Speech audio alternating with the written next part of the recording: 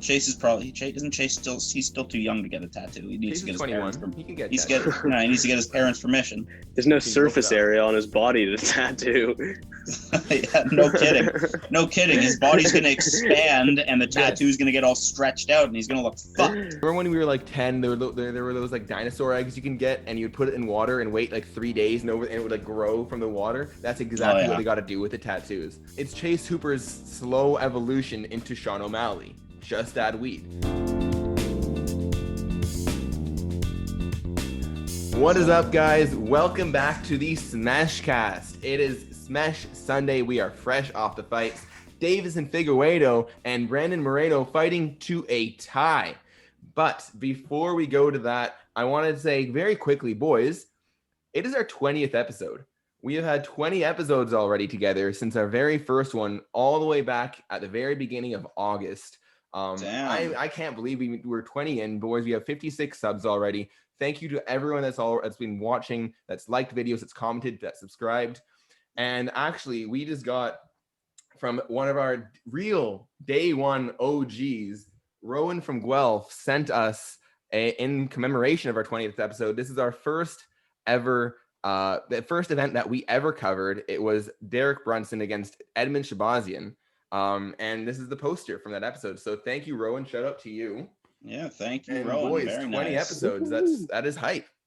Yeah, that is one heck of a milestone. You know, it's been a wild, crazy year, and it's just been really, really therapeutic to watch people get beaten up and talk about it with you fellas.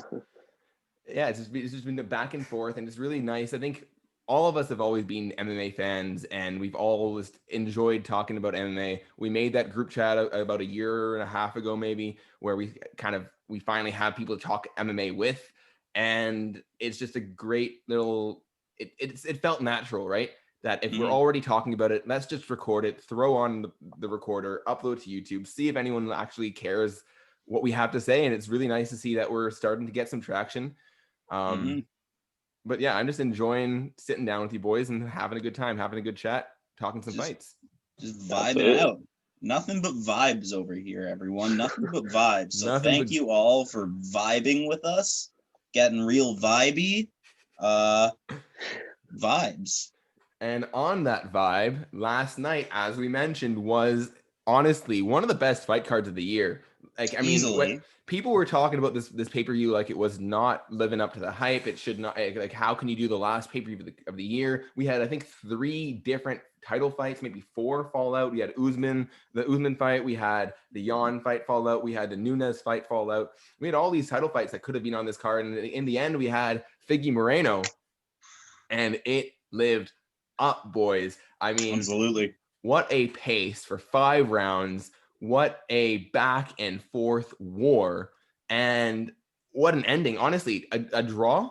I know it was a little bit weird. We don't see draws much in the UFC. I think the last draw we saw in the title fight was when we saw what was his name? Not Whitaker. Wonderboy. Thompson and Thompson. Woodley. Yes, at 170, Thompson tied against former champion Woodley, and they did a rematch right away. I think the same thing will happen here. We'll get into that. But man, this was just a crazy fight. And I'm glad it was a draw. I want to see this again. Very difficult right from the card to start. score. Yeah. Sorry, and Adam, right, I was just gonna say, like, right from the start, from rounds 1 leading into 2, you can just see how scary Daveison is. Like, with his body type and with his power, just one shot backing Moreno up. And I was like, geez, this is going to be a quick night. But Moreno just showed such good heart, and it was such a great back and forth the entire 5 rounds. Yeah, after that first round, I thought it was a very good chance that Figgy would finish Moreno in the second. I mean, he was hitting Moreno hard. It seemed like you could see the power difference. And I don't remember when it was. It was either, I think it was in the 4th round. Moreno hurt Figueiredo. And I was like, what is going on? First of all, Moreno himself says he's not a power puncher. He's not a finisher. He's a guy that outpoints you. Because that's usually what he does. He outgrits you. He's a volume puncher maybe, but he doesn't hit hard. He hit Figueiredo hard. He stumbled Figueiredo. Figueiredo has this air of invincibility, right? And especially recently when he walks in there, the way he fights, as you mentioned, Adam, he fights aggressive, but he fights like you can't like he knows you can't hurt him.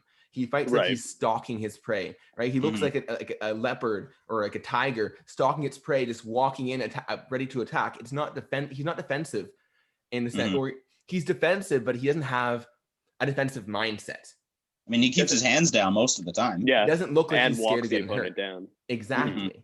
So it's so amazing to see a guy like Moreno that has the counter punch ability and the boxing ability to stay there and also threaten Figueiredo right back and make Figueiredo have to think about what he throws. Those body shots, by the way. Oh, scary. Oh my God. A couple of those spinning side kicks that Figueiredo threw that just launched Moreno back. My God, those things, I mean, they would have put me out of commission for a week. I'm telling you, I had one of my buddies who I was watching this with, who is, he's a big fella, big 6'4", 250-pound guy. He's confident, if I fought one of these little guys, no problem, no question, I'd win. No, that's a fucking lie. That's not true. You get blasted with one of those spinning back kicks, you're fucked. Dude. You're done. Come on. People are so stupid. Like it frustrates me to no end how much people that don't know MMA think, like, they just don't understand how much there is that they don't know. There's that story that Joe Rogan told that like he went up to Mighty Mouse from behind and like grabbed his shoulders to like surprise him, and like within half a second Mighty Mouse had like turned around and kneed him in the stomach like 3 times. Jesus.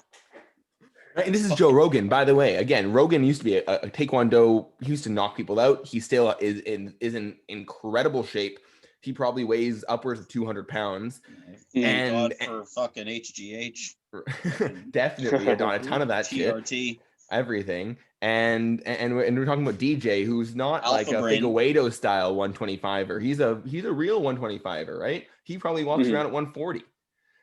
Right? So we're looking at Joe, who's 1.5 to 2 times the size, and knows what he's talking about and is in very good shape, and he's getting eaten by DJ. Well, DJ is also like one of the greatest fighters to ever walk the face of the earth. So. Any UFC fighter can do that, I would say, to anyone who does not train.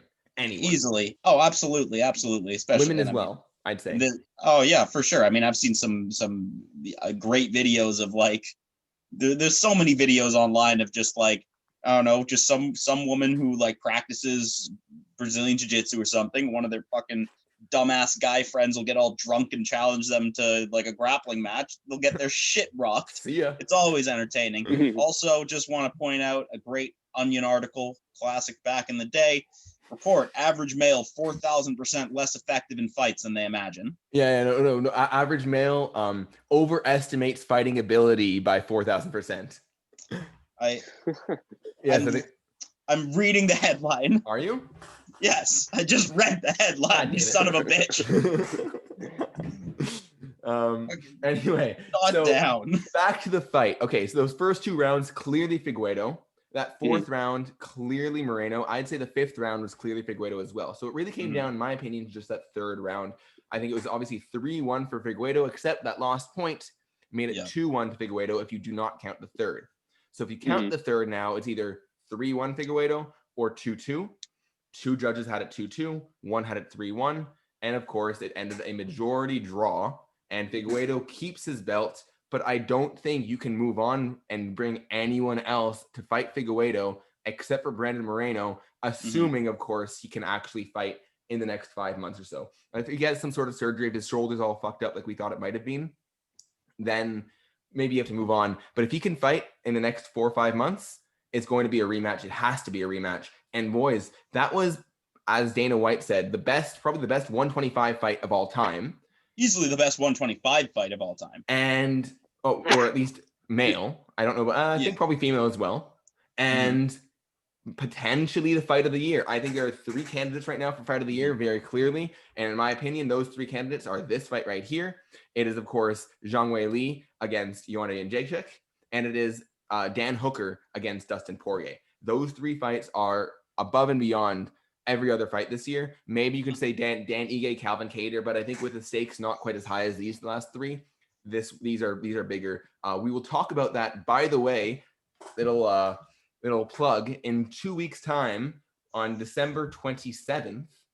You can expect a SmeshCast end of the year special episode where we give all of our special awards, fighter awards, fight of the year awards, breakout fight of the year, all these things. We will cover them on December 27th. We will see you then. But yes, this is a crazy fight.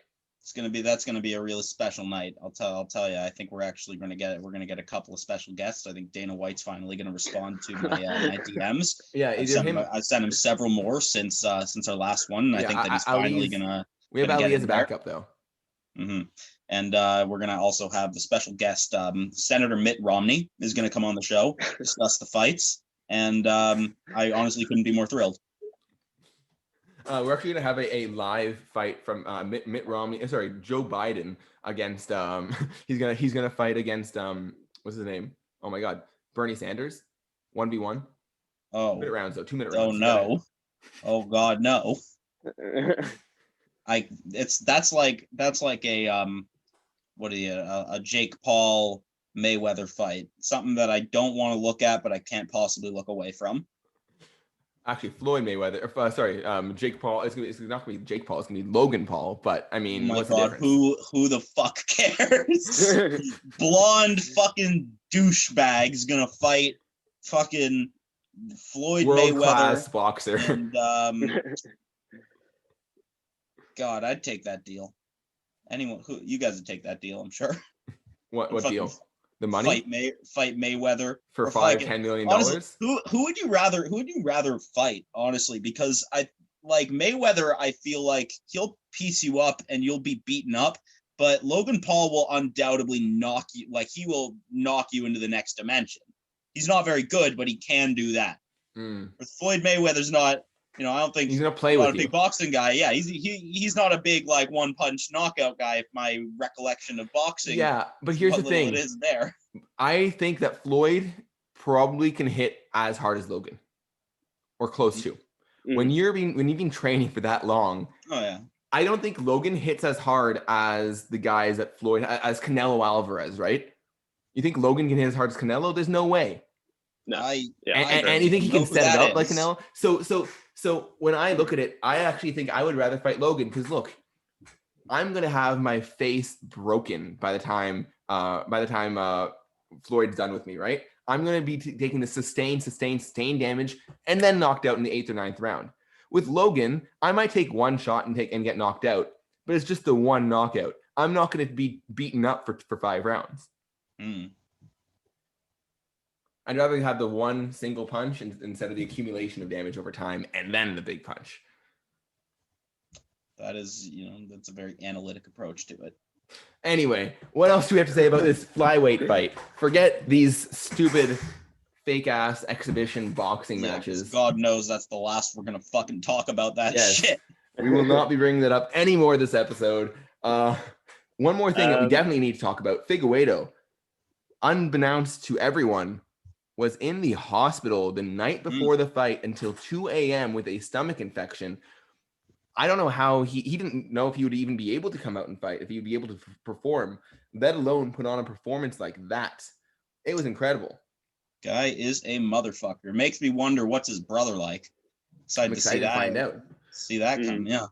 But right. I'm glad to see fighters. Some people get pissed off. They think that fighters are make excuses for their performances, shit like that. But the reality is, shit happens. You can be affected by any number of things going on in the any situational thing happening around the time of the fight, and something like what happened to Figgy absolutely would have impacted his performance. So I don't have a problem when people talk about what's ailing them, what's things that are going on that I don't think it's like an excuse, even when people lose or whatever. I think it's. I guess this is the thing to pray. I did not bring this up as an excuse. I'm saying this is something that we should praise. I'm not saying Figueiredo. This is incredible. The fact that he came back after this horrible infection. I don't know. Like he's weight cutting twice in 3 weeks. He's dieting. He's going through horrible fights. He is going through all these stomach infections, and he's still able to put on a performance like that. Like, this man is something else. There's something, he's built of something else. He's not built of the same thing that you and I are built out of. Yeah. I think for this reason, like, I would put it as my fight of the year, just because of everything that went into it. He fought 3 weeks ago.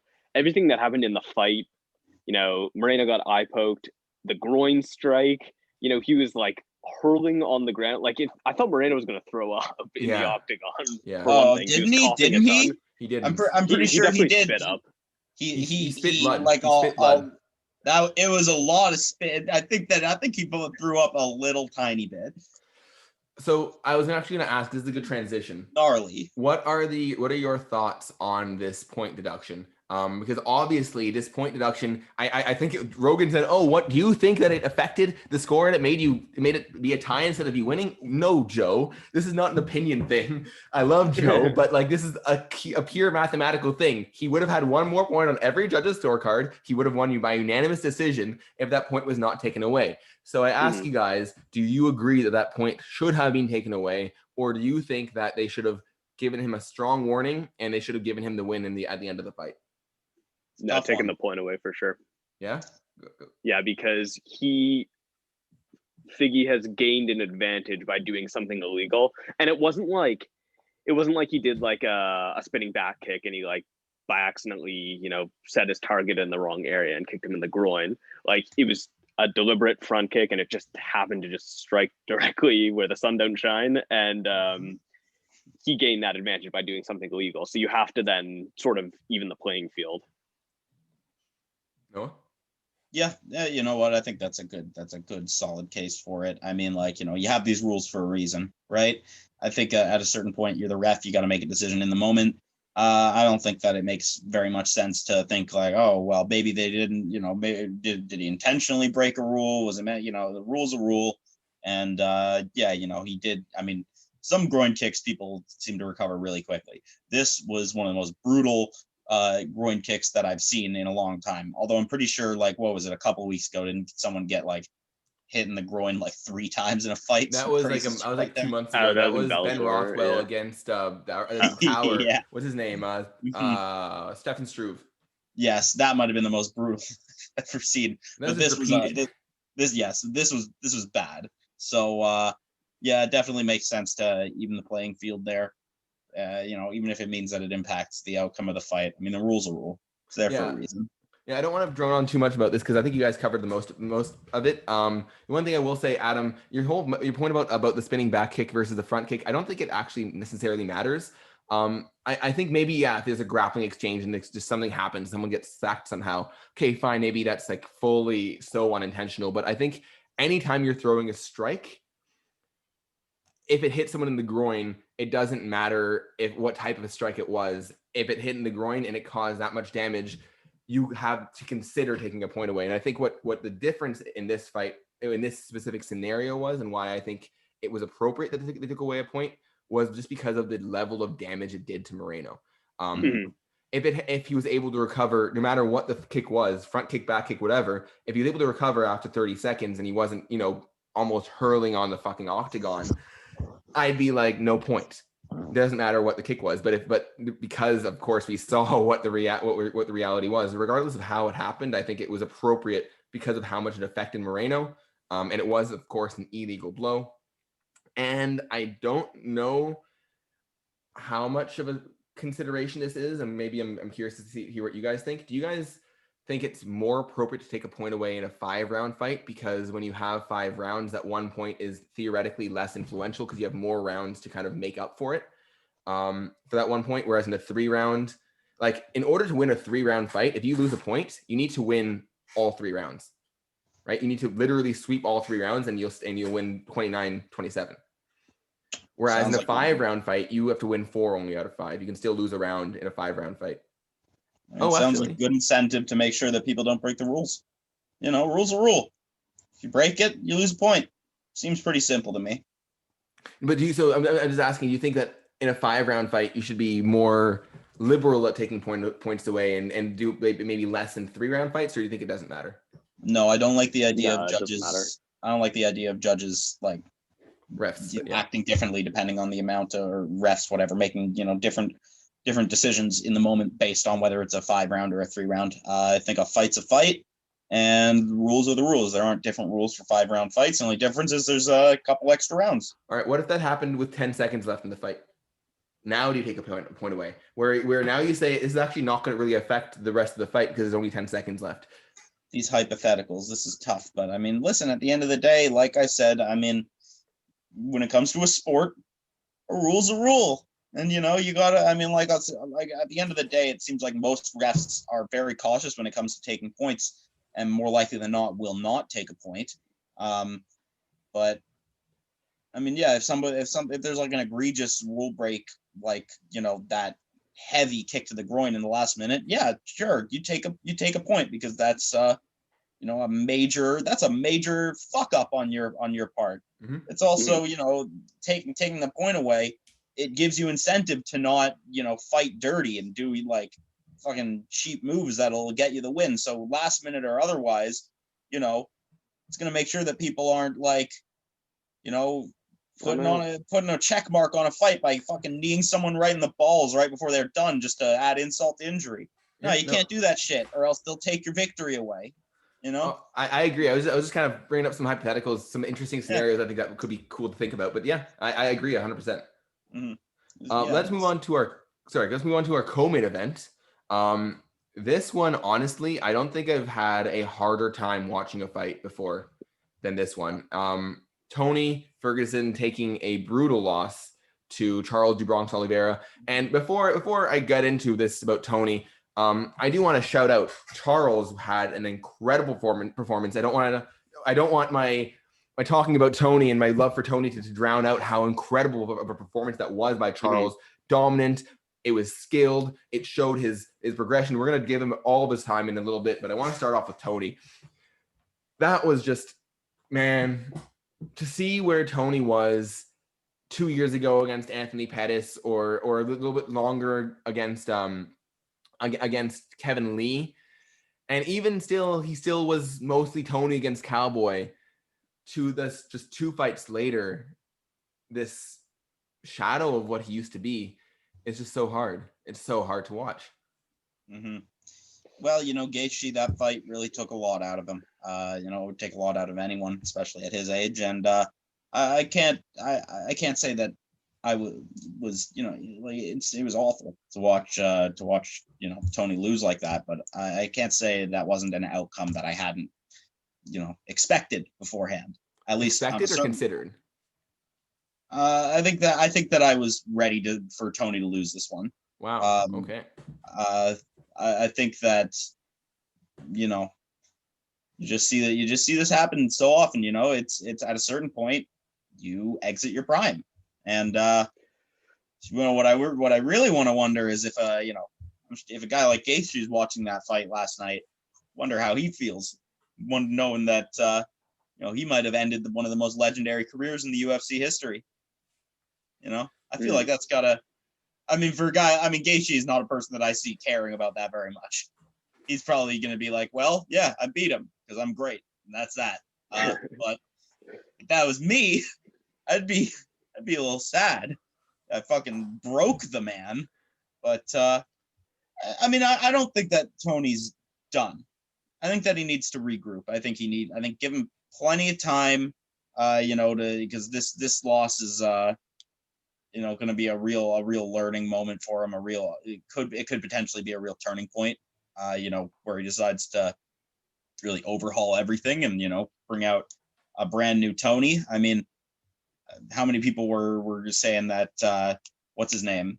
Fucking Big Dick McGee from earlier this year. How the fuck am I forgetting his name? No, okay. So here's the big difference between Tony and I think you're talking about Brian Ortega right now. That's the guy. So here's the thing. Brian, all I'm thinking is big dick grazed in the streets. No, Brian Ortega had a choice, bro. Wear a normal size cup. So look, Brian Ortega is right now 29 years old. Tony Ferguson is 36 years old. Brian Ortega has been fighting in the UFC, 3-4 years? Mm-hmm. Tony Ferguson has been fighting in the UFC for more than a decade. Yeah, like his entire adult life. Brian Ortega's at that stage in his career where he's still growing and changing and reinventing himself every fight. Tony is not that. Tony is past that stage. At some point, you can't keep reinventing yourself. You can make adaptations. You can focus on different parts of your game. You can cover up your weaknesses by focusing and bring the fight into your strengths. But you can't completely change who you are. And I think that's what we're kind of worried about. I think so. Something I kind of want to compare him to, and I'm curious what you guys think, is Tyron Woodley. It's one of those guys who is dominant, who's incredible, who's one of the greatest in his division, probably top 2 in his generation in his division. Absolutely, right? Tyron, I don't know if you want to consider him the same generation as Kamaru, if you want to consider him the same generation as GSP, maybe in between there. He's top 2, top 3 of his generation. You can say the exact same thing, I would say, about Tony, just behind maybe Connor, if you want to say it, but definitely I would say behind Khabib. But at some point, when these guys get older and you don't know when it's going to be, the floor just drops out. There are some guys who you see a slow decline. They're not quite who they were. Maybe a JDS kind of thing where they slowly move down, a Jacare kind of thing. They slowly aren't the same guy, Cowboy. But some guys you just see one day, they're just not the same anymore. Yeah. And you don't know what's going to trigger it. And I think I don't know if this is what happened, but I think what maybe this is horrible, but what might have actually been his undoing is Tony himself. Tony had, before that Gaethje fight, he weight cutted a month earlier. In fact, he actually challenged himself to see how heavy he could get before he cut down to 155. He went up to 181 a week before, cut down to 155, and then fought again and did it again a month later. And I think that weight cut affected his Gaethje performance. That Gaethje beating, he is not going to be the same. As horrible as it is, I don't think you can recover from that. And we saw that against Oliveira. And it might have been Tony's own undoing that triggered that bottom falling out. And at one point, you can't come back from it. Isn't that just the most fitting end for Tony? Destroyed by his own hubris. I don't know if it's hubris. It's mentally challenging himself. Right. I'm trying to just use that in the context that I've heard it in. Sorry? I might have used that wrong. I just sort of... Hubris is like overconfidence. Context. I don't know if it's overconfidence. He was overconfident in his general ability as an athlete. No, I think he's trying to challenge that fucking weight so far in advance. But he's challenging himself. It's more of I want to challenge myself, prove to myself I can do it. But yeah, maybe there's a bit of overconfidence there. To me, like the 14-fight win streak, you got to have some overconfidence. 12, but yeah. Adam. To me, like one of the most important factors is like coming into this fight, analyzing both fighters, you realize like they have very similar styles. They're very good on the ground, have excellent striking, elbows, mix it up very well.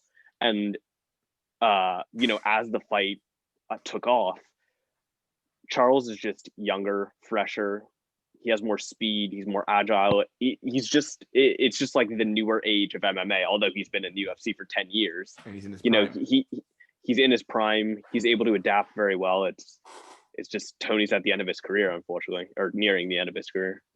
I think it's a good point. It's basically a passing of the torch moment, right? Where you see two guys who are very similar. In fact, if you want to go this far, you can compare this to Izzy Silva, right? Where you see guys with very similar styles, but one's kind of that newer age. And to be fair, Charles has been around forever. And I actually wanted to talk about this too. Charles DuBronx has been in the UFC since 2010. Yeah. This man already has, by the way, if Tony had tapped to that armbar, and what the fuck? I genuinely looked away. Dude, I couldn't watch it. I did not. That was tough. Once he put that hand under his armpit, I couldn't. I didn't want to see that. It was horrible. If he had tapped, Charles would now be the sole owner of the most submissions in UFC history. This guy has been around forever, has been a beast forever. And I just want to read off, I think I did this in the notes beforehand. I just want to read off every one of Charles's losses in the UFC. Now, I want to say every single one of these men is still very relevant today. So we got Jim Miller in 2010, Cowboy in 2011, Cub Swanson in 2012, Frankie in 2013, Max Holloway 2015, Anthony Pettis, Ricardo Lamas, and Paul Felder. This guy has not lost to anyone who is not a name, and he is now on an 8-fight winning streak, capped off with a dominant win over Tony Ferguson. Give this man a title shot. Holy shit. Yeah, straight to the top, I'd say. He's got to get the winner of fucking, what do you call him? Dustin and Connor. Yeah. He's got to get the winner of that for sure. I don't see any other. I don't see really an argument for anyone else except for Gaethje, and he's coming off a loss. So say give it off.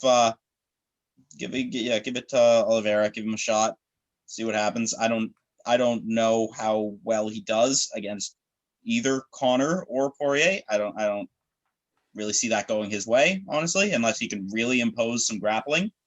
I don't know how well he does on the feet against either of those gentlemen, because honestly, I don't know how well Tony would have done straight boxing against someone like Connor, like even back in his prime. So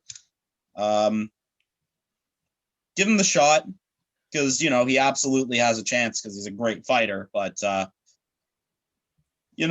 get the feeling that we're entering back into the Connor age, and we're going to be there until Connor decides he's done, or until Khabib decides he's done, which is probably never going to happen at this point. Yeah, to be perfectly honest, I don't think they're going to give Charles the winner of Dustin and Connor right off the bat. I think the Gaethje Chandler fight is inevitable. I honestly agree. Haven't I don't understand why they haven't announced the fight yet. It's the only fight to make. So I think they're going to make Charles fight the winner of that, and then the winner of that matchup will fight Dustin and Connor. I think that they should do Charles against Dustin Connor and Gaethje Chandler in February or March, and have them be the backup and or the next challenger. I think another person that we can't forget about is Dan Hooker, who is coming off a loss, but he is still 1 or 2 fights away from a title shot. I think maybe what they're going to do is Anthony Pettis is fighting Alex Morono next week. We also have, of course, the guy that's at welterweight. Anthony Pettis. What's his name? Sorry. No, I was going to say that's at welterweight, that Pettis fight. Oh, is it? Okay. Well, who just beat Pettis? Carlo. Diego Ferreira. Diego Ferreira. Yeah, so Diego Ferreira is also a guy we can't forget about. So I think he should probably fight Dan Hooker. Gaethje should fight Chandler. And I think that Charles should fight the winner of Dustin Connor for the belt, assuming that Khabib does not come back. If Khabib does come back, it'll almost certainly be against Connor if Connor wins. If Connor loses, now it'll be a little bit more of a mix-up. I don't know who they give Khabib if Connor loses to Dustin. I don't think he fights Dustin again. No. Okay. Anything else to talk about this co-main event? I know we've spoken a lot about it. Tony, I don't know what you do with Tony next. I think you give him some time. Mm-hmm. I don't know Tony's not going to get cut, in my opinion. I really do not think he's going to be. I know that, who was it? Josh Thompson said something about maybe Tony getting cut. I do not see that happening. I think Tony has so much name power, so much brand power. He's so associated with the UFC. I think Tony will finish his career with the UFC. I think that they will, if anything, try to build someone else's name based off of him. I don't see them cutting him after 2 losses. There's no way. Yeah, no, they're not going to cut him. I think Dana pretty much implied as such during his post-fight. He said he was very clear that JDS, who we're going to talk about in a few minutes here, is most likely, going to face that retirement discussion with Dana. But he said that Tony's going to let him, regroup for the holidays and give him some time off and think about what he wants to do. Yeah. So I think Dana's very clear with his language when he talks about, I'm going to talk to someone about what's going to happen. That means Dana's going to impose what he wants on you. If he says he's going to let you make that decision, I think there's a reason that he's very distinct in his choice of words there. Yeah, I could see maybe them matching up Tony with RDA again. Yeah, actually, that's an interesting one. RDA just won, right? Mm-hmm. Yeah. I actually, to be honest, with RDA's wrestling prowess, if Tony is not the Tony he was, Tony got taken down easily by Charles over in this fight. If he can't be the Tony he used to be, I don't like his chances against RDA. However, if Tony starts to bring out that old Tony, it's all Tony. It'll be very interesting to see. And Oliveira's a great grappler. I mean, like, it's not. I don't think it's shocking that he was able to. I mean, listen, to the extent that he did, maybe it was a little surprising.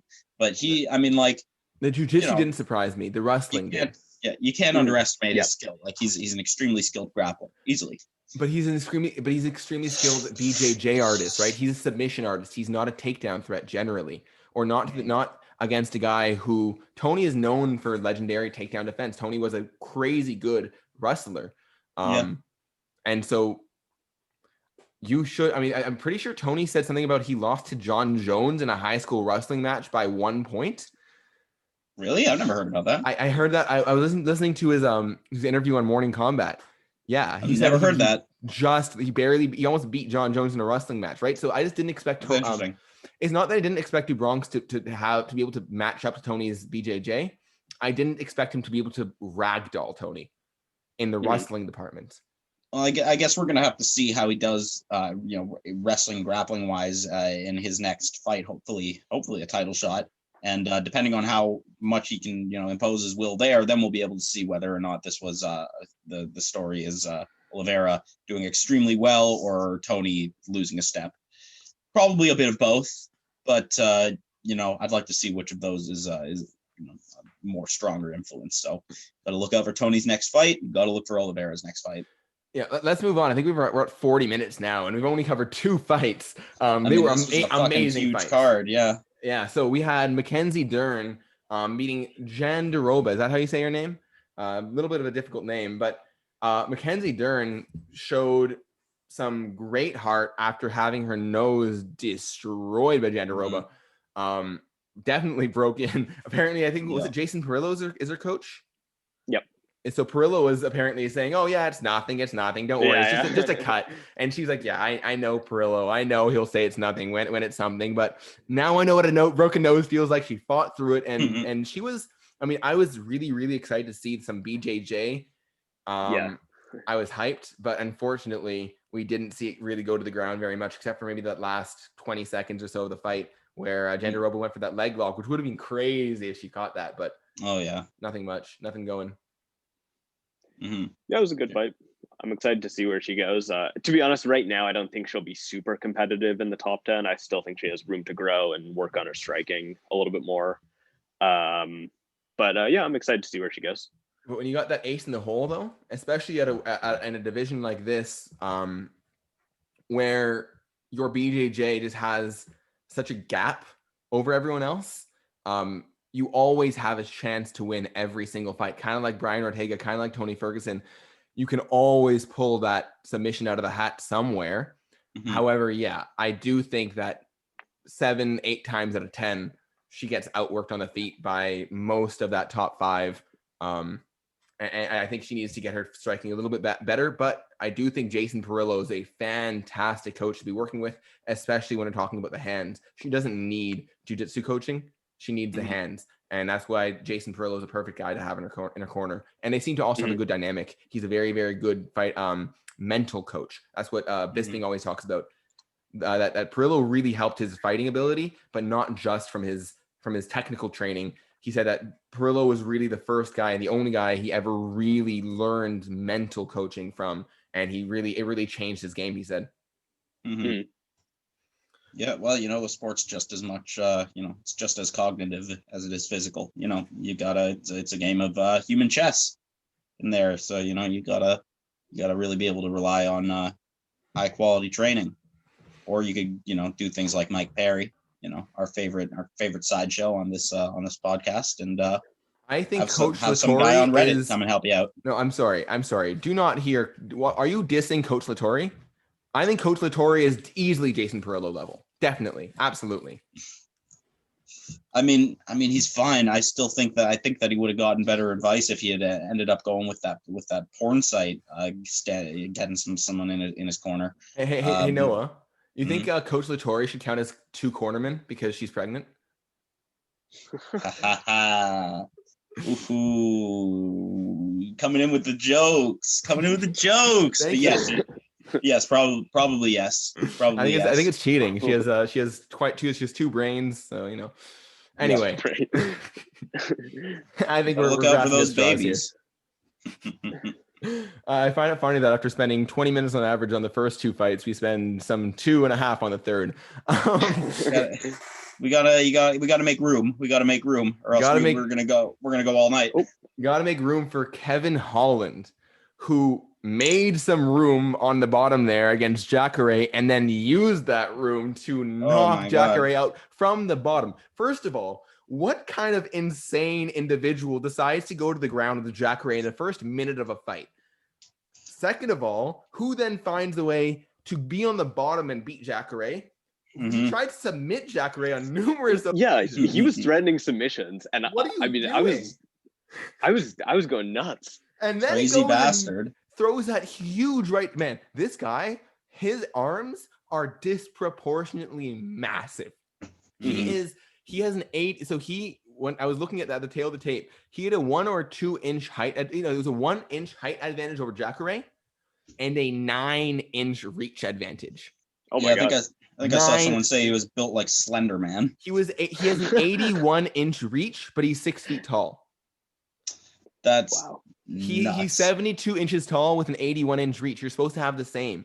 He is ridiculous. And that's the reason that I think he was able to knock Jacare out over there. When he was on the bottom there, Jacare thought he was safe because he was safe against any normally arm length individual. And he didn't think he could get touched because usually he has that, those 9 inches of space against a guy that tall. Somehow Kevin managed to generate crazy power from the bottom and knock Jacare out. It was brutal. It was brutal. A wild knockout. Honestly, I think Holland's had the best year of any fighter in the UFC who's not named Hamza Chimaev this year. He's won or Figueiredo. Yeah. He's fought so many times this year and he's won every single fight this year. He's 5 fights this year. 5-0. And what an increase to his stock. I mean, he's one of the fighters that coming into the new year I'm going to be paying some of the closest attention to. What a tear he's on right now, and what consistently strong performances. Really just an exciting guy to be watching right now, and that was a real one of a kind knockout. I've never seen anything like that. I mean, it was like what it reminded me of, the way that Kevin was able to kind of slip out from the guard and get onto his feet and just start raining down those punches from that upward angle.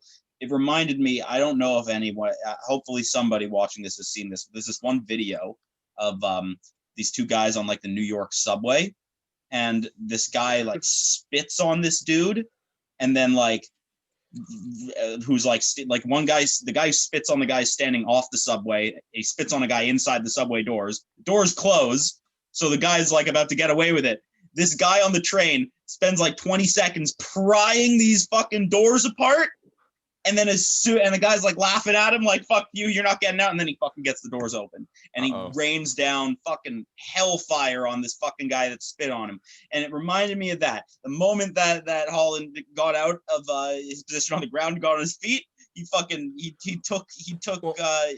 from throwing a couple of punches that really dazed him to just fucking knocking him out cold. Well, he didn't get out of his guard. He was in his guard, and from the guard he did. He did, and then at the end, then he got up. Then he got up. Then he got on his feet and threw 2 punches. He basically knocked him out. He basically knocked him out on his own knees. Jacare's knocked out on his knees, leaning backwards, and then Holland. And then he got up and fucking blasted his face out.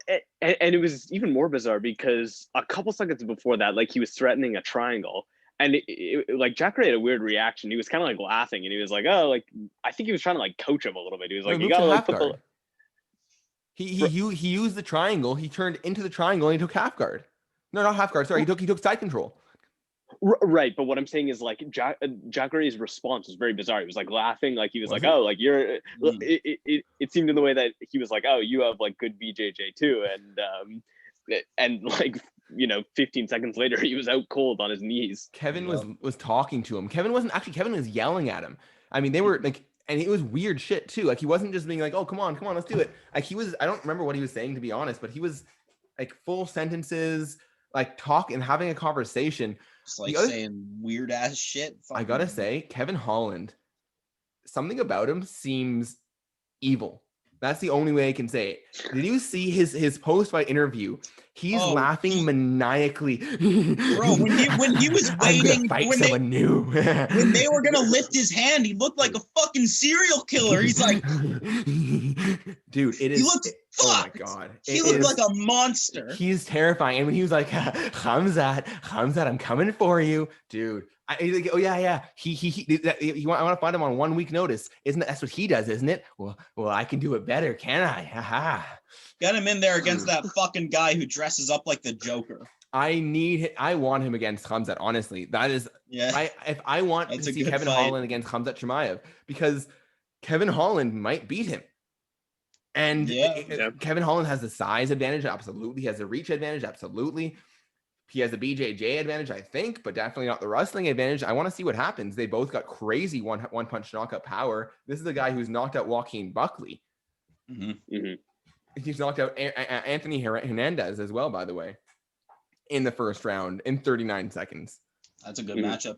I'd like to see him take on Hamza. That would be great. But it does look like Hamza will be taking on Leon on January 20th, perhaps during what they're hoping is going to be International Fight Week, the Conor card to cap off that fight week. It will be Calvin Kattar Holloway to start off fight week. Midweek on the Wednesday, they would have Hamza and Leon. And then to finish off on the following weekend, they would have the Conor card. So, I mean, that would be crazy. Either way. Yeah, still excited for that one, too. I just want to see someone beat up Hamza, or Hamza beat someone up and get like an immediate title shot. Whatever happens is going to be exciting.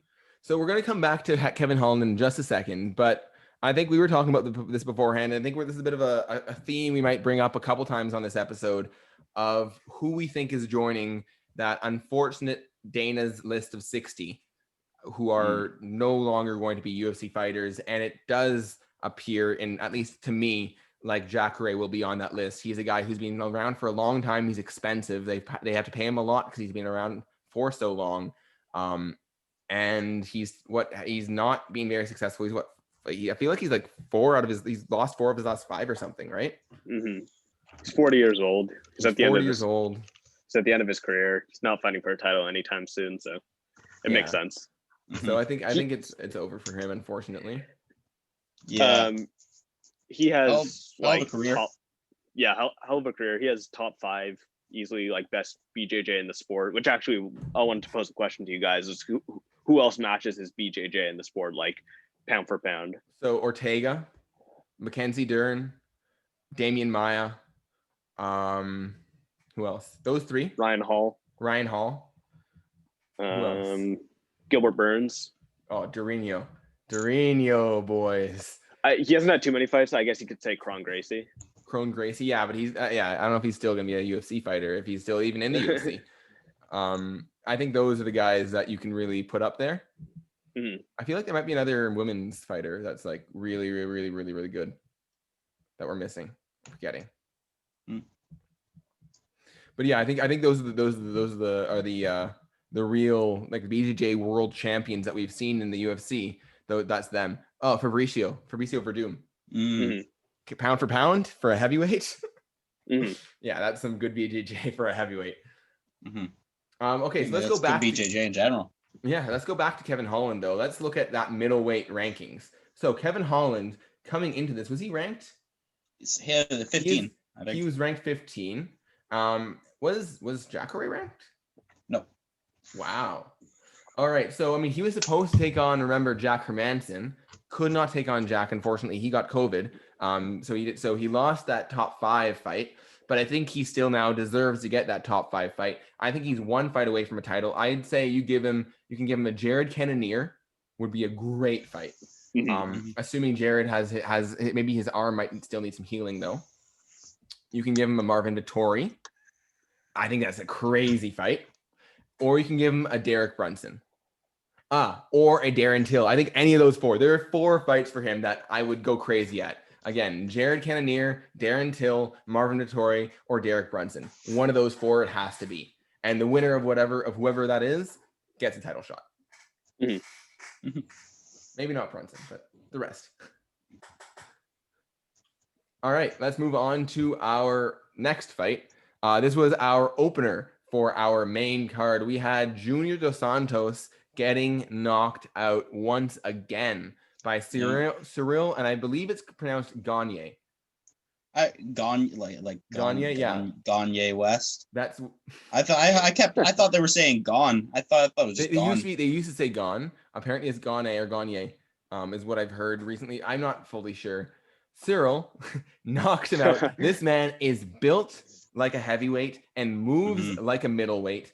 When he knocked JDS out with that jab, when he hit that jab, JDS couldn't look at him. JDS was looking away. He didn't know what was going on, and I immediately said, "Oh, it's over." The second he hit that jab, and JDS couldn't even look at him.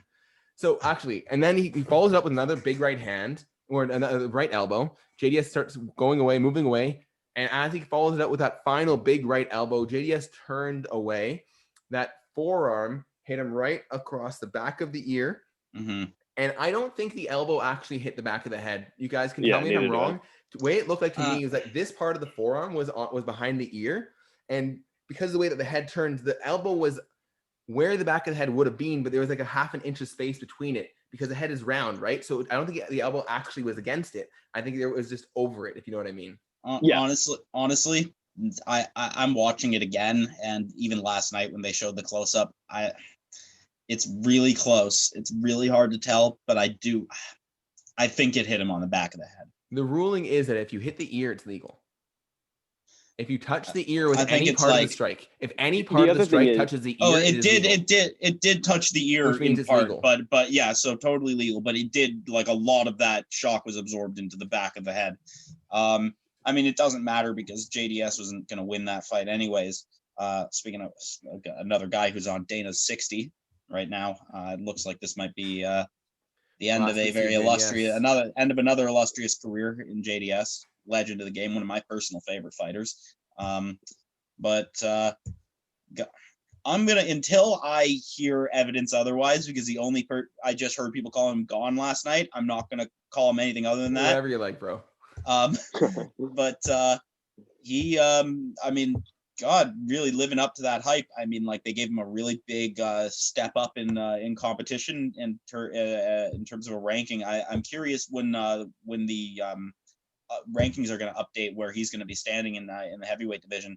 But like, he's got great potential in him. I'd really like to see him fight someone like he'll be number 7, bro. He's gonna be number 7. Yeah, I'd like to see him fight maybe Volkov next. Yeah, so Volkov, give him a real technical striker. Overeem maybe as well. That Overeem makes sense. Or Jorginho. Yeah. See, Overeem upsets me just for the fact of I want to see Overeem fight like 1 or 2 higher ranked guys so he can get a shot at the title and get the title and then retire, and it's the greatest story in MMA history. I would love that, actually. That would be phenomenal. So keep going away from him. He'll get his shot at the title. No question. I just want to see Overeem get it first. Yeah, I agree. I will say, but just before we go back to this thing, back to the rankings and who he fights next and where he is, I want to say very quickly, JDS was also turning away from the shot.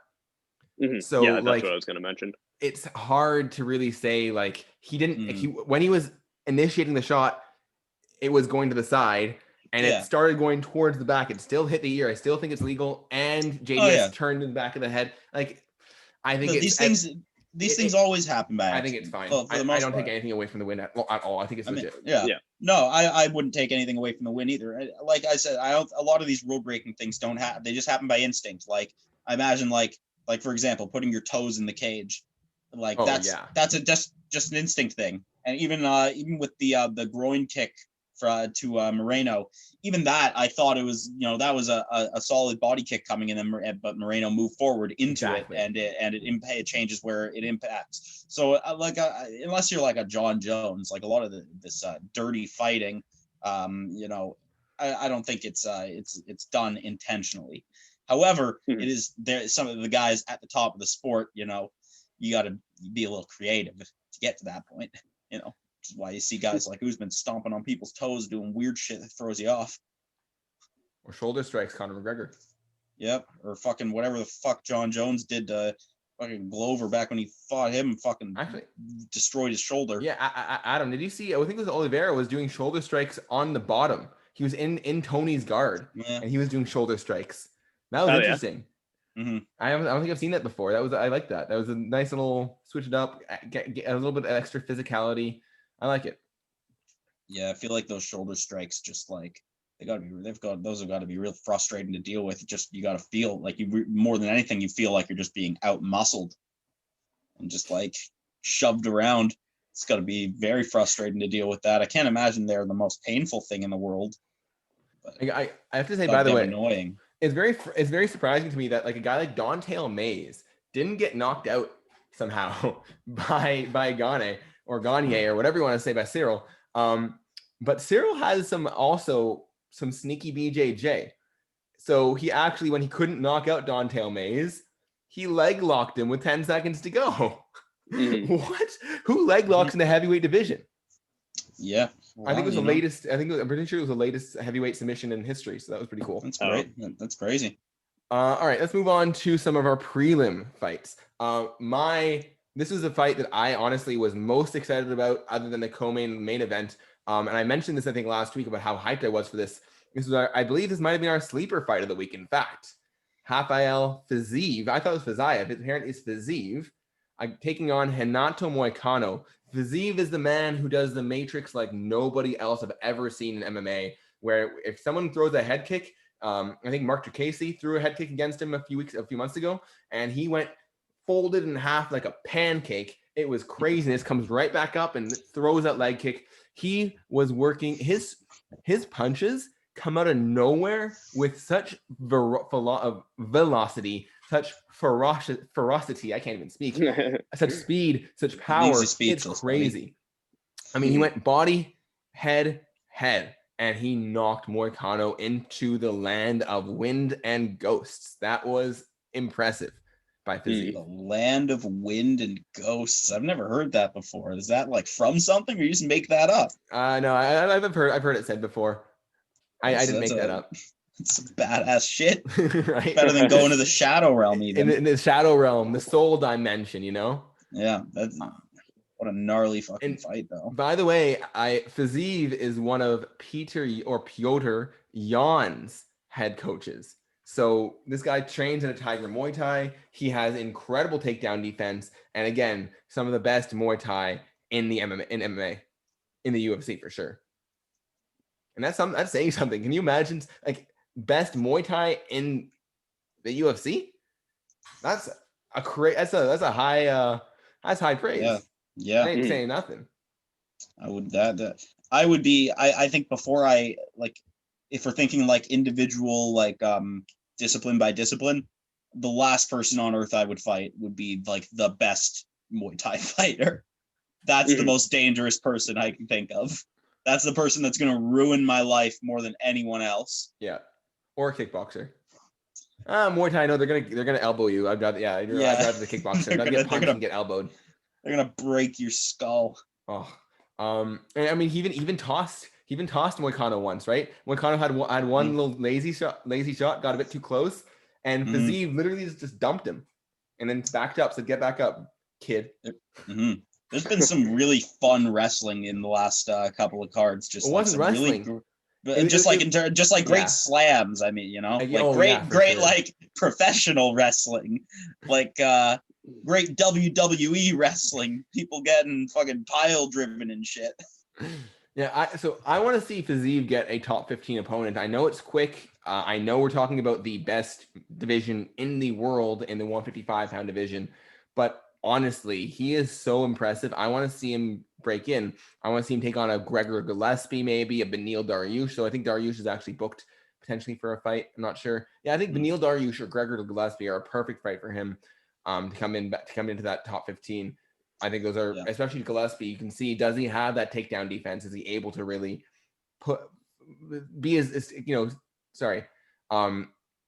hold his own against one of the best wrestlers in the world?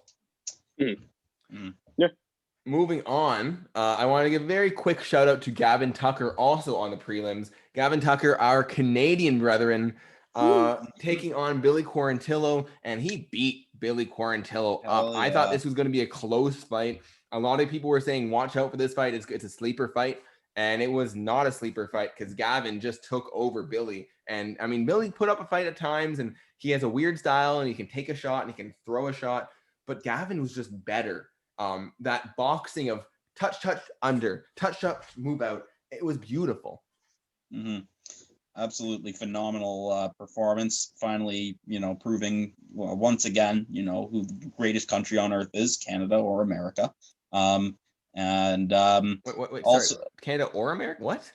Yeah, which we finally figured out which one's better. Which one's better? Okay. Sorry, yes. Yeah. I'll tell you one thing. Anyone in our audience, any Trailer Park Boys fans, Quarantillo looks like fucking Jacob Collins. So just gonna throw that out there in case somebody recognizes that.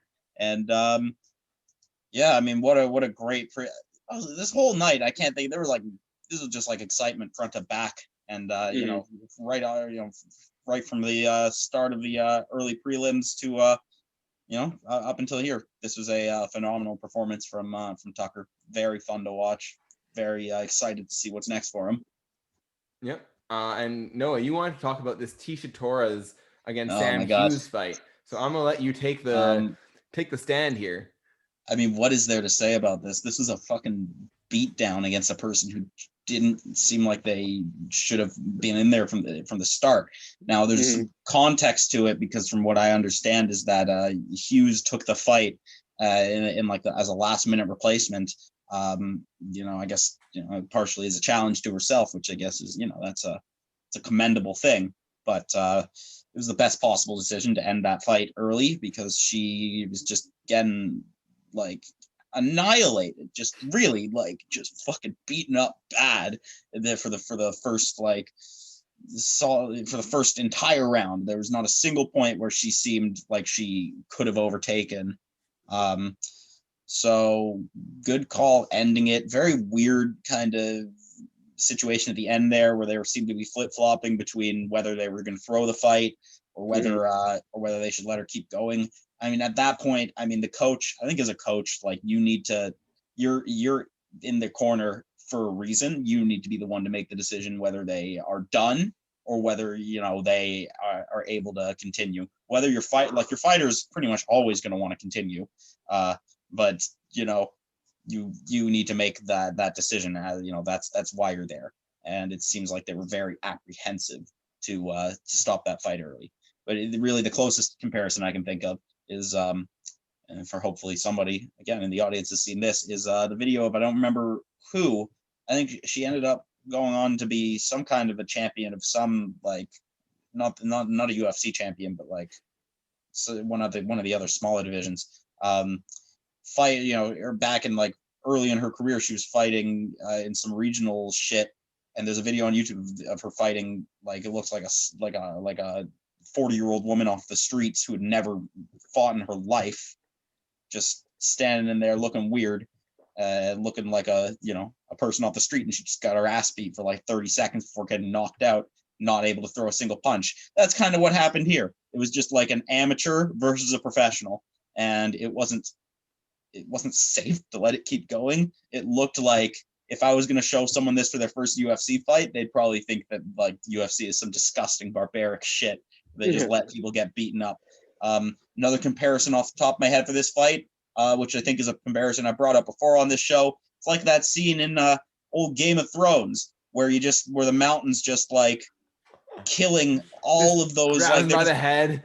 Yeah, where they're just throwing in a bunch of prisoners with swords to fight him, and they're just getting on their knees please, no, and then he just fucking kills them. That's what this was. It was just a total outmatched, a fight that should not have happened, probably. All right, well, it was entertaining. Before we shit on Sam Hughes any longer, let's move on to our final fight that we want to talk about. This was our opening fight of the night, Chase Hooper against Peter Barrett. Hooper sneaking out a last-minute victory with that submission right at the end there. Good win by Hooper at the end of the day. He pulled it off, but he was getting beat up for that whole fight. Here's my takeaway about Hooper in general. He's 21 years old. He just turned 21. He is clearly good enough to be in the UFC, but barely. He's winning some UFC fights. He's beating guys that maybe he should be able to beat, like a Peter Barrett, guys that are kind of bubble guys even in the UFC. But he's only 21 and he's taking so much damage along the way. He's not beating them pillar to post. He's just squeaking by. I think at this age, you need to give him some real development. He shouldn't be in the UFC. He shouldn't be in Bellator. He should be in the regional scene, gaining experience, becoming a better fighter, and joining the UFC at maybe 24 when he's stronger, bigger, has a bit more of a developed game. Because I think when you're taking so much damage along the way, by the time you get to the point where the skills are there, the chin won't be there anymore. And you're not going to have the durability in the long fighting career that you want to have. And you're never going to realize your full potential. It would probably be beneficial for something like what happened to Brandon Moreno. I mean, he lost a few right off the bat, and then he was cut from the UFC. And then, he gained some experience and was signed back to the UFC. Perfect. But I definitely think it's a good idea for him to get some experience outside the UFC because he has no stand-up pretty much. And he also has no muscle, which, you can get away with being skinny and that's fine. But like, he looks like he is actually like depleted by how little muscle he has. Yeah. And I mean, he's 21. I mean, his body is not gonna, it's gonna change, but it's pretty, the guy needs to just go and lift some fucking weights, maybe change his diet a little bit. I mean, it needs to be something that he actively seeks to do and not stay, I don't know why he would, I mean, I'm not I'm not some well-versed, professional academic nutritionist, whatever. Some people's bodies are built the way they are, but it seems to me like this guy should be, working out more, eating a little more, trying to get, some more calories in him. And it seems like that's a choice. It seems like he's choosing to keep himself at this physique. I don't think the physique is a big issue, honestly. I know you guys seem to be focusing, in my opinion, on the wrong thing. I think the physique, you see guys like Edmund Shabazian doesn't have a physique. You don't need it necessarily. Not everyone has one. Ryan Hall doesn't have a crazy physique. Guys can be very successful. I think he needs just development. And I think he will get stronger. He will be filled in. Just as a 21-year-old, you're not filled in. You don't fill in until you're 25. But it's just, I mean, you look at Sean O'Malley from when he was 21 until he's 23, and you see his body is a different body. He's also working hard, but still, I think it's just the development, the experience, the time, the comfort on the feet, and just the years. He just needs years. He needs some years of experience. But to counter your point, I actually think there's a big difference between somebody with a body like Ryan Hall and somebody with a body like Chase Hooper. Ryan Hall, he's not a extremely filled out fighter, and he's not super muscular, but Chase looks like skinnier than the average skinny person. I really think he would benefit from having some muscle in his body. Just to sort reach. Of right. He has reach because he's light. He doesn't. It's not like he's skinny on a Sunday. He's he's not just lean. He's much skinnier than he has to be. You need some muscle just to follow through with your movements. There is no, although technique is the big wild card, the thing that you need, strength never hurt anybody, and that's something I think he needs. Well, I mean, it hurt the opponent, but yeah. Oh, he's got the jokes. He's got jokes. Every time I say it, I make a joke, Noah comes in and kills it by proclaiming that I just made a joke. Hey, it's a compliment. You've got jokes for days. There's not what about that is not a compliment. Genuine. You're right. I appreciate your compliments, Noah. Got jokes for days, and I think that you should be recognized for it. I appreciate the recognition. I think you should send me a poster or something to recognize my accomplishments, but I guess that's reserved for our fans. You said that was our poster. But it seems like now you're saying that it's your poster. I mean, it was sent to me.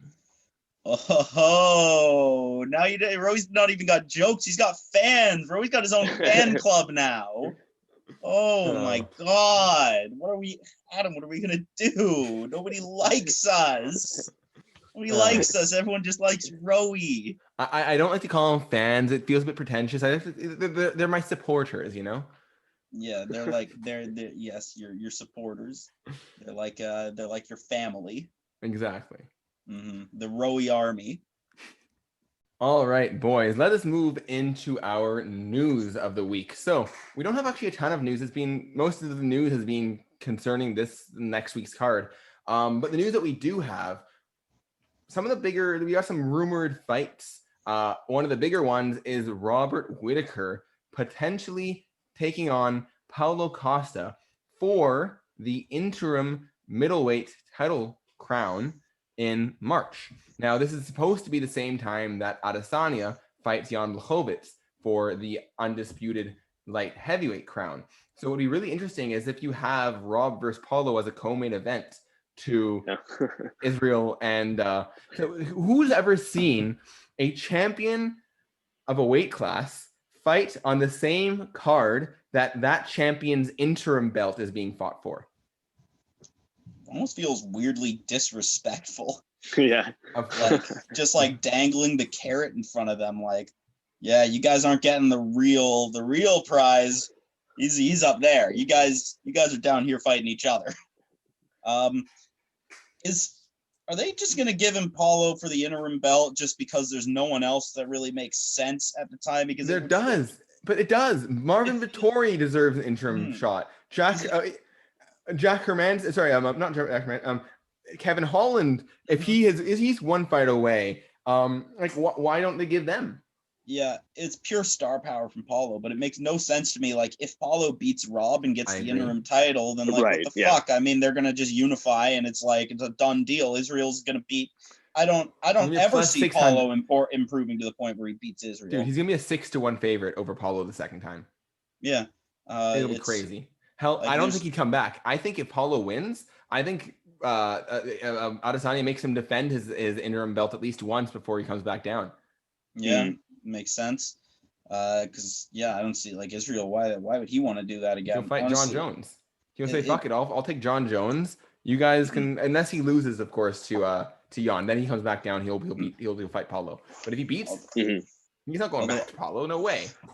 This is all about whether or not Paulo beats Rob, and I don't know if I see that happening. Rob looked so sharp last time he was in there.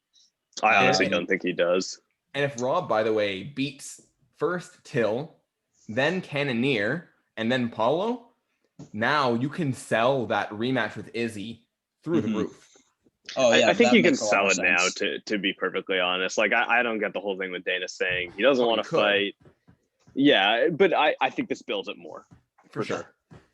Yeah, so I think that makes sense. I think Rob wins this fight, and then he goes on to fight Izzy, unify the belt, and I definitely, I lean Izzy easily for both of those fights, but I think that Rob's got more of a shot than Paulo is ever gonna, and that's an interesting thing.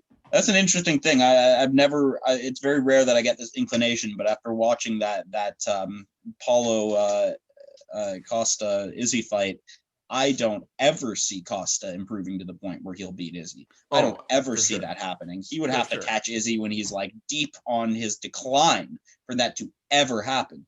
Never see him beating him. And I think that a fight against Rob, if he's handily beat by Rob, it'll really give us all a much clearer idea of where Paulo Costa's at and just how much he's used his pure physique and athleticism to push him ahead. Because I'm trying to think in my mind of the last fights he's had, and I could be wrong, but it seems to me the most impressive win that he had was the Romero win, and then otherwise, he has some wins over guys that I'm not as impressed. If I recall correctly, Uriah Hall, yeah, Uriah Hall. Even still, that's not a remarkable win. So and then Yoel at that point in his career, I mean, like I think he's dead. I mean, that was a hell of a banger, but that was like the last Yoel Romero banger, probably. Yeah, that's because Yoel only fought once after that. Now is yeah, fight. but at the now I think that he's like racked with injuries. I think that he's getting older. True. It's getting. We don't know that. We haven't seen him fight. I don't know. He moves so strangely, like he's so strange, just to like, and just like he's always age he's getting to. I think he's always been like that. He doesn't look worse. Anyway, that's not the real point. Yeah, Paulo, we don't know. We have to see where Paulo really is, what level he really is at. Yeah, Costa's been hyped like crazy and he's always fun to watch, but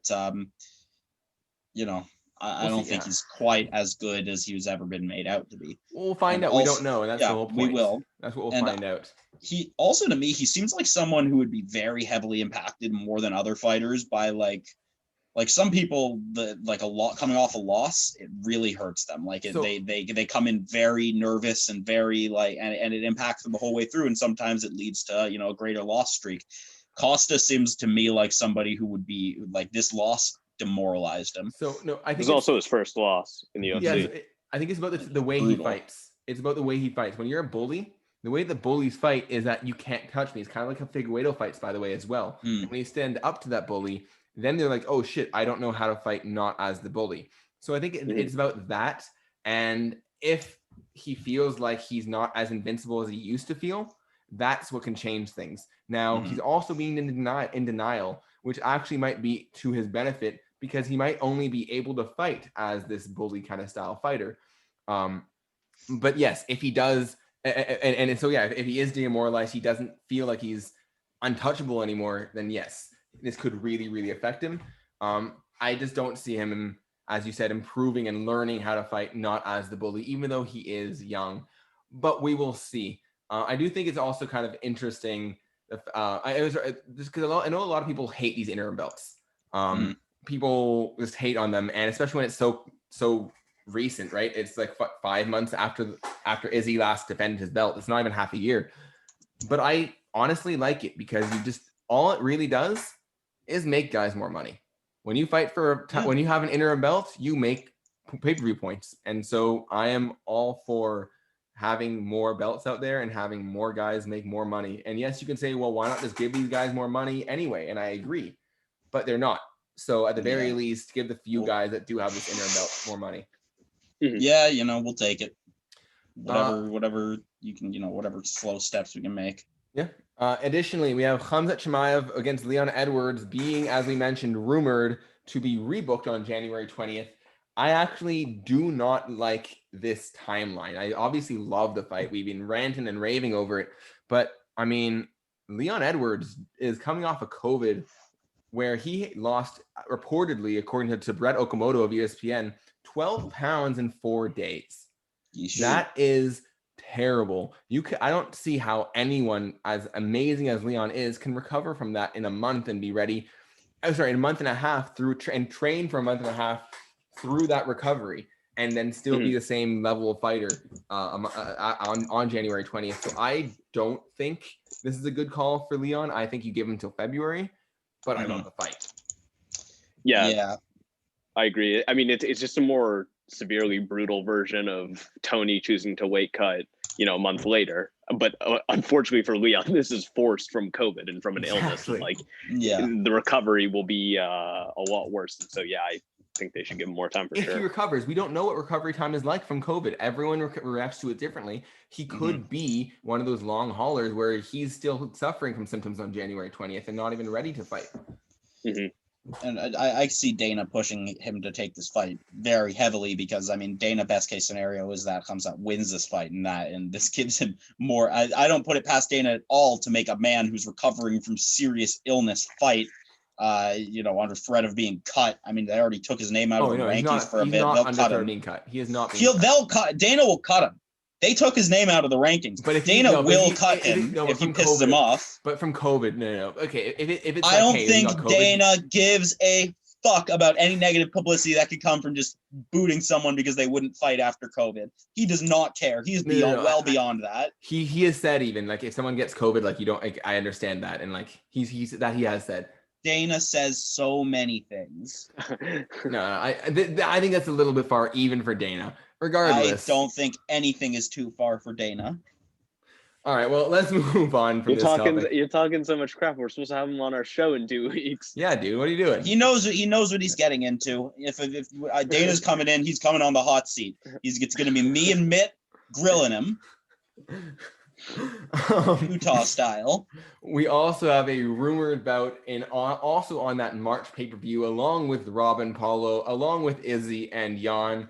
We might have Islam Makhachev taking on Drew Dober. Now, I got to say, this is not the step up I expected Makhachev to have.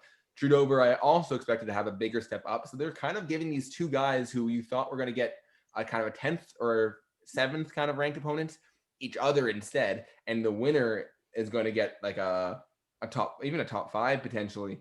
I just expected a bigger fight for Islam. But I mean, it's going to be a dope fight against Drew Dober. Drew Dober has shown a reemergence like very few fighters really show, kind of almost Oliveira style. Mm-hmm. Mm-hmm. That'll be an exciting one. Great no sell. Thank you, boys. Let's move on. Sometimes you've got to carry the hype, man. Apparently. We've got is this the longest card of the year? 15 fights. We have 30 fighters fighting on next week's card. The fights are starting at 4 p.m. We've got, what is it? 1, 2, 3, 4, 5, 6, 8 fights on our prelims from 4 o'clock to 7. So we have 8 fights in 3 hours, which means 1 fight every 20-25 minutes. It's crazy. Wow. And then we have on our main card 2, 4, 6, 7 fights on our main card as well. So that is going to be a long night from about 4 o'clock till around 10 o'clock even. We're going to have some 6 hours of banging. Headline. You want to rephrase that? Yeah, phrasing. I was thinking the same thing. 6 hours of fists and legs swinging at each other's faces. Stephen Wonderboy Thompson. I'm glad you added the swinging into each other's faces, because if you just followed that one up with just fists and legs, it's not really changing too much. Well, let's go to our nice Catholic Stephen Wonderboy Thompson. Settle down this conversation a little bit, because Wonderboy doesn't like it when you talk about those I don't know how to even say it. He's part of the no cussing club. Those sins, exactly. The no cussing club. So Jeff Neal is a powerful, fast, young prospect. He has knocked out Nico Price. He has knocked out Mike Perry. So he is a guy, if you try to brawl with him, he'll brawl with you and he'll beat you. Right? These are Nico Price, Mike Perry. He'll beat you, eh? He will out-brawl the brawlers. Now it's time to see if he can out-brawl the technician. Mm-hmm. I want to see if Wonderboy's ability to move, his ability to change angles, attack at weird angles, and not get touched will survive for 5 rounds against a Jeff Neal who only needs to touch you up once to knock you out. I don't know. I think that Wonderboy has this in the bag. I think he's gonna outstrike him. I think Wonderboy is like one of, if not the best striker in the division. Bro, the odds have to set to pick him. That's crazy to me, because for me, when it comes to like a brawler who has good experience, but not that kind of experience fighting a high level technical, like one of the most technical strikers that we have, I think that the technique's gonna win every time. And Wonderboy's also coming with power too. He's not just technique. He's a real threat. And maybe I'm just saying that because I want to see Wonderboy finish with the title shot next year. You're a big Wonderboy fan, eh? Wonderboy is one of the most fun strikers to watch, in my opinion. Watching his kicks are my favorite in the entire UFC. He's such a good dude too. He's just the best dude. Yeah, he's just very fun, very, very good to watch. He's like if Ben Askren wasn't a troll. Yeah. I appreciate Ben Askren's trolling, by the way. Some people don't, but I love the way that he fucks with people. He knows exactly what he's getting into. But yeah, I give this to Wonderboy. Like if I'm putting money down, I probably wouldn't give Wonderboy a second thought. We'll see. Give Jeff a second thought. You mean? You go all in on Wonderboy. Yes, rather. It's been a while since both of the fighters have fought. I think. Like Wonderboy, his last fight was like. Wasn't it against? Cater? Maybe. Let's check. No, not Cater. Sorry, Vicente. Vicente Luque. Vicente Luque. I don't know. Cater and Luque remind me of each other. Oh, okay. It was against Vicente Luque. Yes. For some reason, I see Luque as like the 170 version of Cater for some reason. Don't ask me why. Yeah, it was against Vicente Luque. It was a good card actually. It was on the. I think was that on the one where Gillespie got knocked out by Kevin Lee. I feel like we watched that. That was UFC place, Noah. Yeah, that was the Jorge Nate Diaz. Yeah, we watched that at Noah's place. This is back October of 2019, before the world turned upside down. Anyway, so I know Noah. I'm not even going to ask you for your prediction because we all know you're all in on Jeff Neal. Now you're all in on Wonderboy. Adam, who are you predicting on this one? You know what? Didn't Jeff Neal have like kidney issues a couple months back, and like he was supposed to have another fight with somebody else? I don't remember this. Yeah, and I want to say it was this year, but I'm gonna pick Jeff Neal. I feel like Wonderboy. Well, actually, Jeff Neal hasn't fought in a while either. I think. Because I was going to say Jeff Neal's been more active, but Jeff hasn't fought since 2019, and since December. Whereas he only, Wonderboy, his last fight was just a month after Wonderboy's last fight. Oh, okay. Yeah. Neither of his fight. This is a tough call. He's on say Jeff Neal. He's on a tear, but not against anyone that I'm too impressed with. Yeah, I'm really on the fence on this one. I feel like I want to say Jeff Neal just because I think because I'm on the cusp and Wonderboy is getting older. I think it's a safer bet to say, well, Wonderboy is a little bit past his prime. He might not have that chin anymore. He got knocked out by Pettis. He had that war against Luque. He got hit hard by Luque a bunch of times. I can see Jeff Neal being able to finish him off, honestly. Noah, do you think that that Wonderboy knocks Neal out, or do you think he outpoints him? I'm not really sure what kind of a chin Neal has. He's got a chin. Yeah, I think he's more likely to outpoint him. I think that he'll fight somewhat cautiously, against a tough brawler, and just really fight for his points and, do some very flashy technical striking. For the record, Jeff Neal's not a pure brawler. He is very technical as well. I'm just saying he can out-brawl the brawlers. When you can knock out. But this is the most technical striker probably that they have. Yes, absolutely. It's just like, Jeff Neal. The fact that he was able to knock out both Mike Perry and Nico Price just shows he can hang there with any big striker, with any hard-hitting guy. But yes, we have to see how he goes against the technician that is Wonderboy. Moving our co-main event is also a banger. We've got Jose Aldo against Marlon Cheeto Vera. Jose Aldo coming off that loss in that title fight against Peter Yan. Cheeto Vera coming off a win, a strange win, but a win all at the end of the day against Sean O'Malley. He was coming in on a tear. He had lost that fight to Song Yadong, but many people think he should have won that fight. So really, he's on some 6-fight winning streak if he wins that fight against Yadong. And coming in against Aldo, he has a chance to earn himself a title shot. Do you guys think that Cheeto earns himself a title shot with a win over Jose Aldo on this co-main event on Saturday night? I think it's irrelevant because I don't think he's going to win. Hot take. Is that really that hot of a take? That's crazy because, I mean, if you ask me, looking back, in retrospect, I think that he got pretty lucky against O'Malley with disabling his leg with a kick.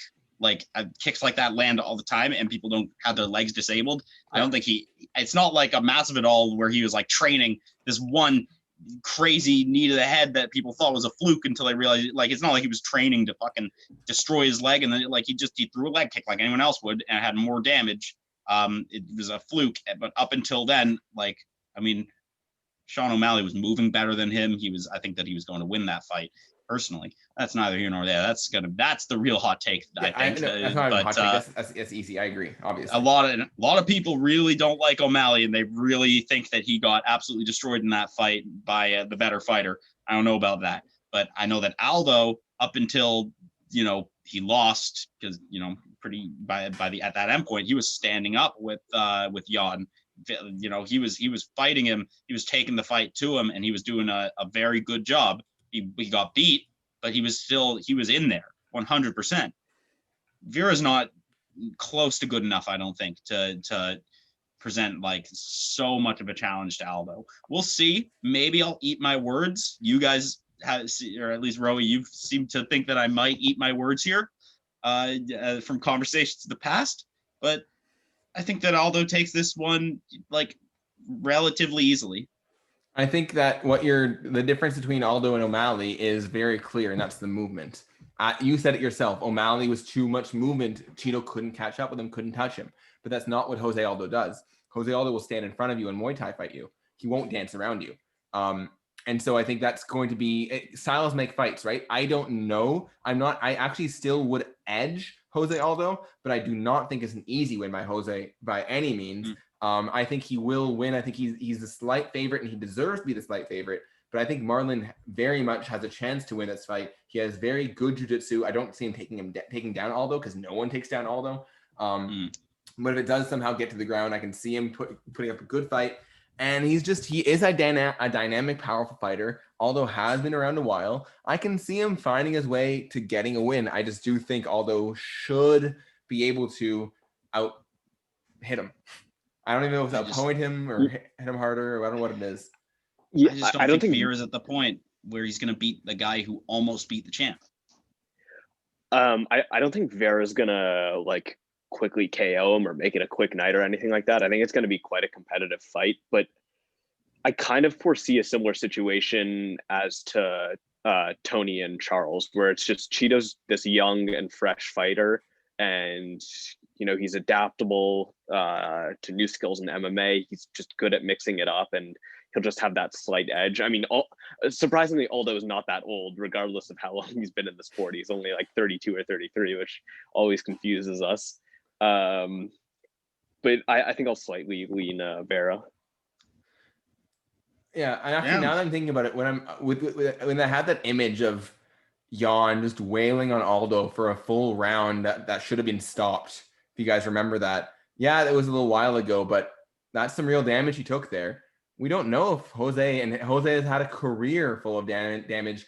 2 knockouts against Holloway, many battles, many wars before that. He lost. Yes, he didn't take a ton of brain damage against Volkanovski. He lost to Volkanovski as well.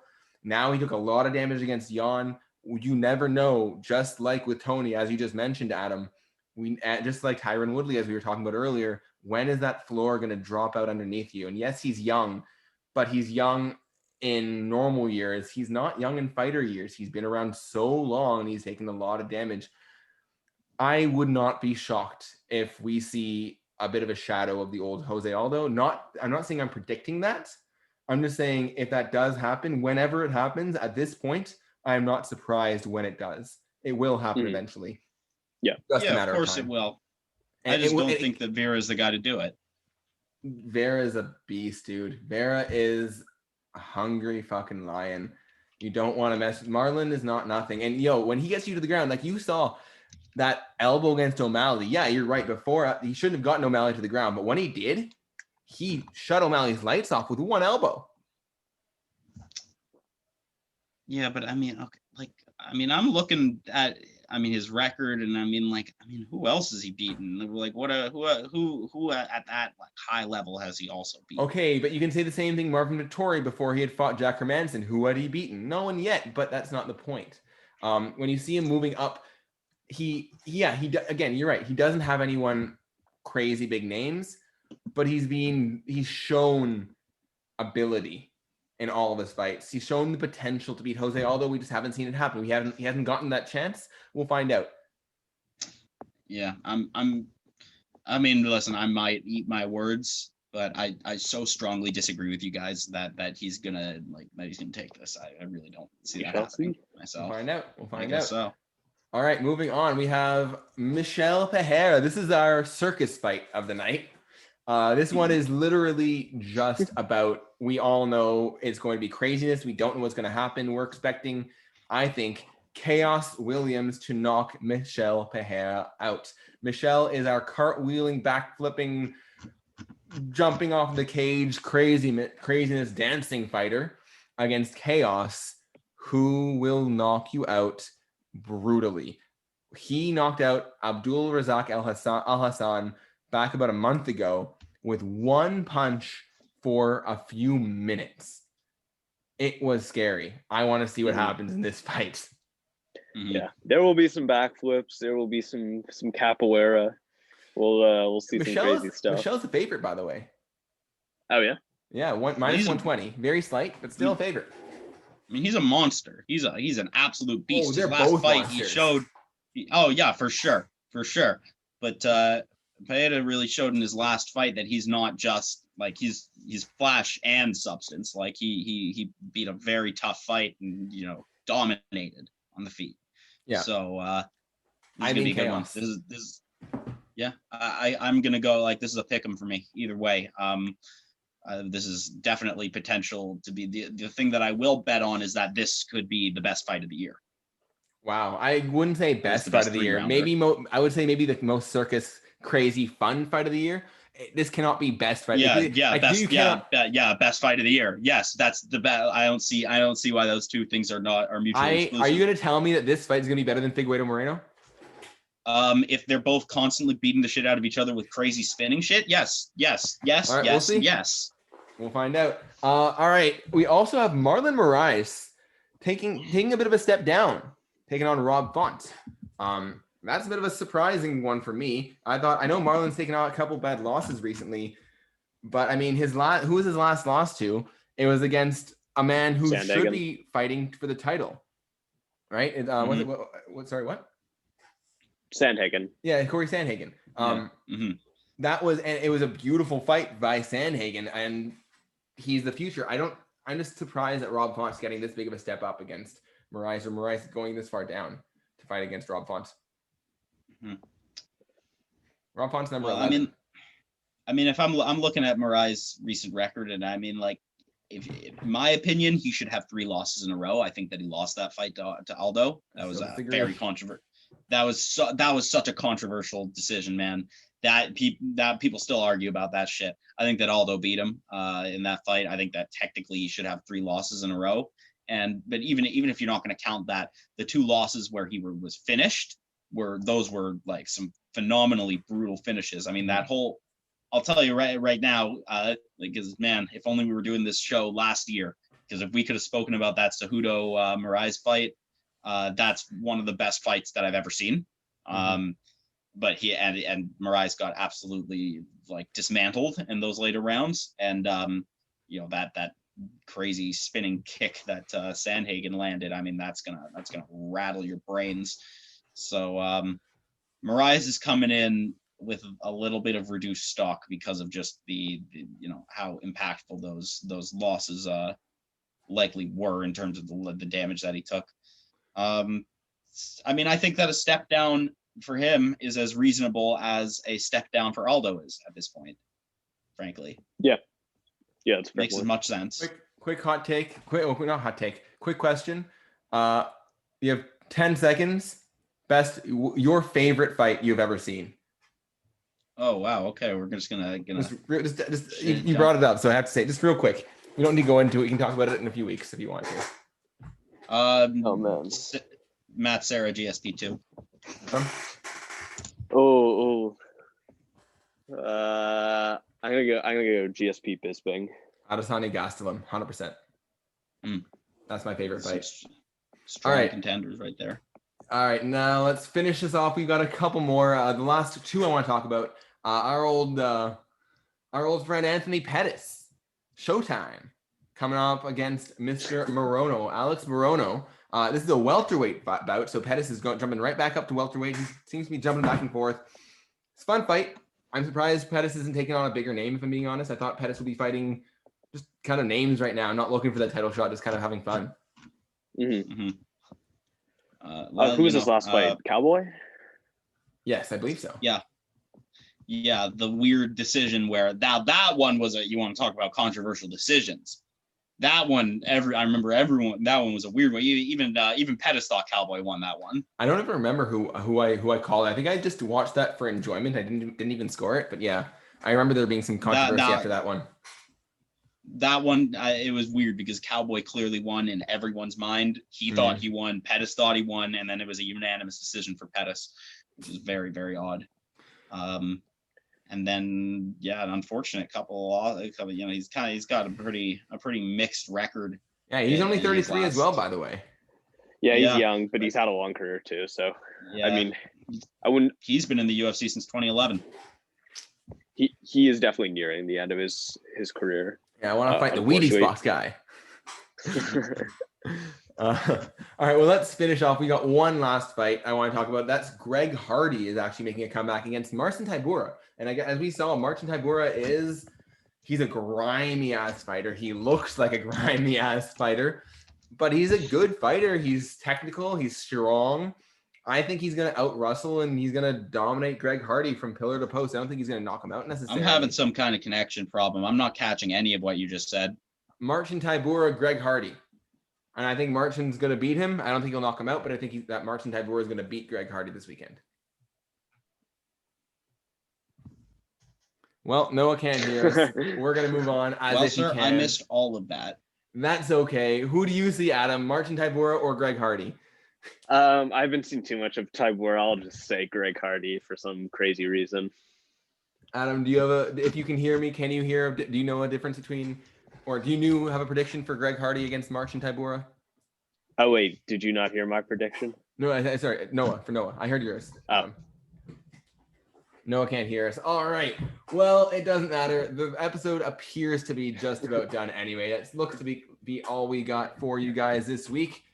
But we will be back, as always, on next Smash Sunday. Until then, please like the video, subscribe to the channel if you're new, leave a comment, ask us anything, we will respond. Thanks again for the shout out, Rowan. Noah's gone. Adam, we'll see you next week. Peace.